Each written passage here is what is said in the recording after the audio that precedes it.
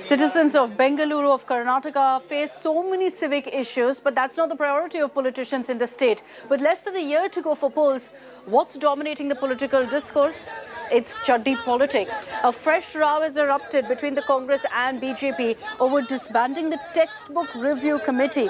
Making a scathing attack against the Congress, BJP MP Ramesh Jigjinagi said that just like how people across the country have removed Congress's knickers, the people of Karnataka will also follow in their footsteps in the upcoming elections. He also added that the Congress doesn't see anything else but knickers everywhere.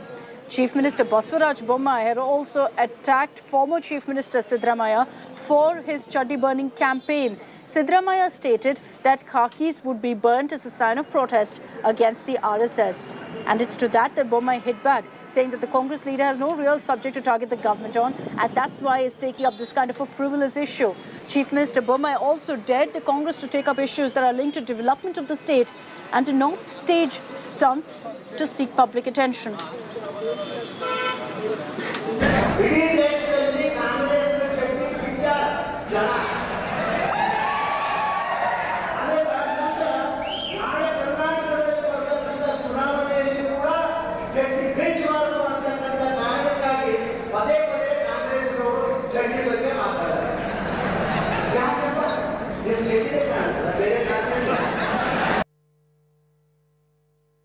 ಎದುರುಗಡೆ ಮಾಡಿರೋದು ಚಡ್ಡಿ ಸುಟ್ಟಿರೋದು ಪೊಲೀಸ್ನವ್ರು ಎದುರುಗಡೆ ನಾ ಸುಟ್ಟಿಲ್ಲ ಅಂತ ಹೇಳಲ್ಲ ಏನ್ ಚಡ್ಡಿ ಸುಟ್ಟಿದ್ರೆ ಏನಾಗ್ಬಿಡ್ತಪ್ಪ ಒಂದು ಹೇಳ್ರಿ ಸ್ವಲ್ಪ ಪೊಲೀಸ್ನವ್ರು ಇದ್ರು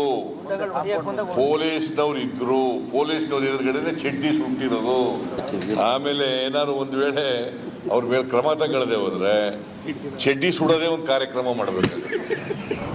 Siddaramaiah he doesn't have any other subject, so he is talking about such things, and people of Karnataka are looking into all these things. We have to talk about Karnataka development, production, future of Karnataka. I think some good sense would prevail on him. Let's move on to the latest political updates coming in from Kerala. Next report focuses on the Kerala gold scam. That's right, it's back in the news as the main accused, Swapna Suresh, has made some startling revelations against Kerala Chief Minister Pinarayi Vijayan. She's dragged his name and his family's name also into the smuggling scam, claiming that in biryani vessels, it was laden with cash, with currency notes, with gold, and taken into the Chief Minister's official residence.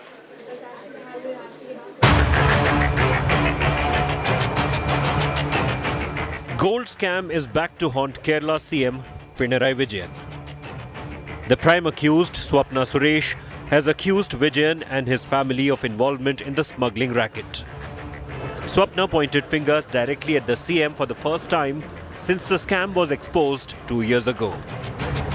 Way back in 2016, Honorable Chief Minister ദുബായിൽ പോയ സമയത്താണ് ആദ്യമായിട്ട് ശിവശങ്കർ എന്നെ contact ചെയ്യുന്നത്. കോൺസുലേറ്റിൽ secretary ആയിട്ട് ഇരിക്കുന്നുണ്ട്. പുള്ളിക്കാരൻ പറഞ്ഞു ഹോണറബിൾ ചീഫ് മിനിസ്റ്റർ ഒരു ബാഗ് മറന്നുപോയി, ആ ബാഗ് ഇമ്മീഡിയറ്റ് ആയിട്ട് എത്രയും പെട്ടെന്ന് ദുബായിൽ എത്തിച്ചു തന്നെ ആവണം.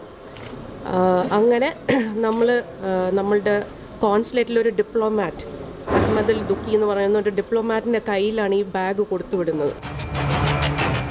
Swapna also claimed goods were allegedly moved to Chief Minister's official residence in biryani vessels, but she refused to reveal the contents of the vessels. Surprising ആയിട്ടുള്ള biryani vessels with huge weight എന്ന് വെച്ചാൽ ബിരിയാണി മാത്രമല്ല അതിൽ എന്തൊക്കെയോ മെറ്റൽ ഓബ്ജക്ട്സ് ഉണ്ടായിരുന്നതായിട്ട് ഒരുപാട് പ്രാവശ്യം ഈ biryani vessels consulate ജനറലിൻ്റെ റെസിഡൻസ് ജവഹർ നഗറിൽ നിന്ന് ക്ലിഫ് ഹൗസിൽ ശിവശങ്കറിന്റെ ഇൻസ്ട്രക്ഷൻ പ്രകാരം. The Kerala government has called Swapna's allegations baseless. In a statement, CM Pinarayi Vijayan said it was his government that demanded a detailed inquiry into the case by the central government. He added that there is no change in his government stand, that stern action must be taken in the case. The opposition is up in arms. The Youth Congress hit the streets in Thiruvananthapuram and burnt the effigy of the Kerala CM, demanding his resignation.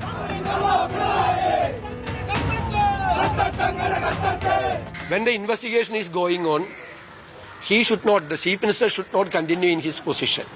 We need a fair investigation. He should not be in his chair. So he has to resign, and investigation should be done under the leadership of the concerned court. That is our demand. The Kerala gold scam hit national headlines after it was revealed how gold was being smuggled into the state through diplomatic channels. In July 2020, the Customs Department seized 30 kilos gold worth 14.82 crore rupees, blowing the lid off the multi-crore scam. The customs officials nabbed Swapna Suresh, a former employee of the UAE consulate in Kerala, in July 2020. Swapna had allegedly forged documents to misuse diplomatic privilege to smuggle gold from UAE. After spending 16 months behind bars, Swapna was released on bail in November. Earlier this year, Swapna Suresh had alleged that she was exploited and manipulated by M. Shivashankar, Principal Secretary of Kerala Chief Minister Pinarayi Vijayan. Bureau Report, India Today. Let's take this across to Akshay Nath for more details. Akshay, good morning. The entire state of Kerala rocked by these fresh allegations from Swapna Suresh. What's been the defense of the Kerala Chief Minister? Well, Akshita, what we're seeing here in Kerala is that once again, the gold scam has come to the limelight and for all the wrong reasons. And this time, Swapna Suresh, the main accused in the case, has levied serious allegations against Pinarayi Vijayan, the Chief Minister of the state. She's gone on to say that when Chief Minister had gone abroad and was coming back, the Principal Secretary to the Chief Minister, Shivashankar, had called her and requested that a bag was left back and it needs to be immediately brought in to Kerala. And it is said that in that bag, which was very heavy, she suspects that these kind of malpractices were happening. Similarly, she's also gone on to talk about how in big biryani tubs, it was seen that along with biryanis, gold bars and cash was being transported. So, she's made very serious allegations, and this was a statement recorded under Section 164. So, the seriousness of this is also much higher. Whereas now we're hearing Pinarayi Vijayan's statement that has come from Kerala, wherein he completely denies these allegations and says that his government was the one which had demanded for a very stringent inquiry, and even now the state government has the same stand. Meanwhile, we're seeing that the opposition parties in the state of Kerala are up in arms. We've seen BJP's senior leader K. Surendran, similarly D.V. Sadishan of the opposition leader, the main opposition leader, and Ramesh Channitala, all of them chorusing the same demand that Chief Minister Pinarayi Vijayan must resign and must be subjected to a proper inquiry. They also go on to allege that due to the election season that was happening in Kerala, the investigation came to a standstill, and now once again new evidences are being brought up, and for this Pinarayi Vijayan is answerable, and the right thing to do for him would be to resign and be part of this investigation, is what all the opposition leaders in the state of Kerala are now saying. All right, Akshay, thank you for those details. Let's get you now an excerpt of an exclusive conversation that my colleague Preeti Chaudhary had with the main accused, Swapna Suresh. She's named the Kerala Chief Minister. She's named his wife Kamala, his daughter Veena, as well as several others. You say a bag with currency was sent to Mr. Vijayan, the Chief Minister. That's a huge sensational charge. What evidence do you have to corroborate that? See, the evidence and the facts and everything is clearly told to the Honorable Court in my 164 statement. And there was a bag full of currency that had been sent in the year 2016 through a diplomat of the Consulate General for Mr. Vijayan by the instruction or as requested by Shivashankar, and the baggage was also collected from him. So all the details pertaining to this and the necessary evidence have been given to the Honorable Court as well as to the different investigating agencies. I have already given my 164. I've already given my 164 prior to this in the customs case. Somehow it did not see the light of the day, so I've been forced. Personally, I've been forced to give, or I thought I should give it again, and that is the reason I have come back and given at the enforcement court. You have not just involved the Chief Minister of Kerala, you're also talking about the family, the daughter, the wife of the Chief Minister involved in all of this. To what level was the family of the Chief Minister involved, according to you? See, everything about each one of them, whether it's the family, whether it's the friend, or whether it's the secretary, whoever it is, irrespective of who it is, it doesn't matter to me. I have just told what I know and about the incidents that have taken place during this period, and I have just informed it to the Honorable Court so that the Honorable Court may take proper actions, or if if something has to be done on that. So I am not bothered whether it is the wife, the daughter, or the secretary. It doesn't really matter to me.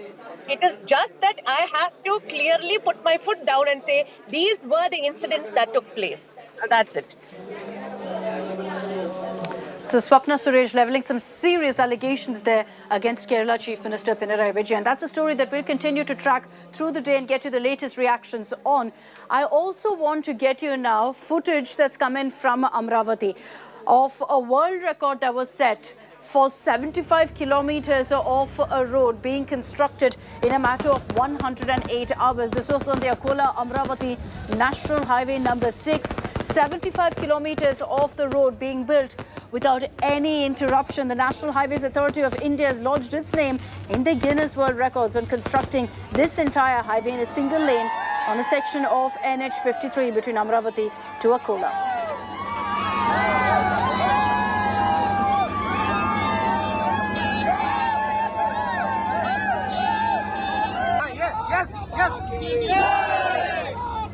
Welcome back. Let's get you details this morning of the big crackdown on terror in the valley at a time when we've been seeing a rise in targeted killings being reported in Jammu and Kashmir. This kind of a crackdown is happening days after Home Minister Amit Shah had chaired a high-level security meet. 4 terrorists were gunned down in a joint operation by security agencies and the Jammu and Kashmir police. 3 of them are from Pakistan. The 4th is yet to be identified.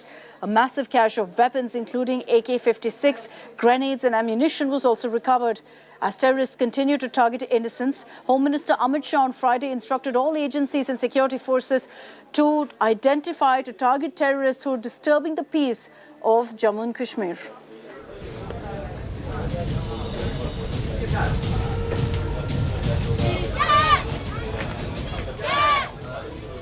And even as we've been seeing a slew of targeted killings against Kashmiri Hindus, against Kashmiri Pandits, the annual Kheer Bhavani festival has kicked off. And this is the biggest festival for Kashmiri Pandits. Nearly 250 devotees, mostly migrant Kashmiri Pandits, left Jammu on Tuesday in a fleet of government-arranged buses to pay obeisance at the revered Kheer Bhavani temple in Ganderbal district of central Kashmir. Many people are scared due to terror threats are thronging the replica of the temple in Jammu, which was built post the exodus of the community in 1990.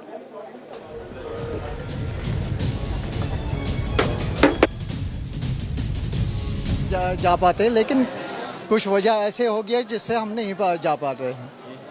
Security नहीं है, बाकी चीज़ें नहीं है, हमारे वहाँ पे target killings होती हैं। As per the Hindu calendar, today is Jyeshtha Shukla Paksh Ashtami. The day is celebrated as the Mahaparva of Mata Kheer Bhavani by the Kashmiri Pandit community. Right now I am standing at the shrine of Mata Kheer Bhavani here in Jammu, Janipur. The actual temple, the actual shrine of Mata Kheer Bhavani is located in central Kashmir's Ganderbal district. But after the exodus of the Kashmiri Pandit community in 1990, the displaced Kashmiri Pandits who took shelter in Jammu, they built this temple here in Janipur area. And now every year on the occasion of Jyeshtha Shukla Paksh Ashtami, Kashmiri Pandits in large numbers pay obeisance at this holy shrine. This year, due to the fear of terrorism, only handful of Kashmiri Pandits have gone to Ganderbal. They are going to pay obeisance there. Only 250 Kashmiri Pandits from Jammu have gone to the Kashmir Valley to pay obeisance at the shrine of Mata Kheer Bhavani. They want that the government must take adequate steps to ensure security of the minority Hindu community in Kashmir. And here you can see that the people who have come to this temple today, they are praying at this shrine. Their only prayer is that that normalcy should return to Kashmir and Kashmiri Pandits should go back to their homes. That's what they are praying at the shrine. With video journalist Neeraj Kumar, this is Sunil Bhatt reporting from Jammu for India Today. And that's all we have time for on this broadcast. Thanks for tuning in and stay with us here on India Today for all the big news breaks of the day.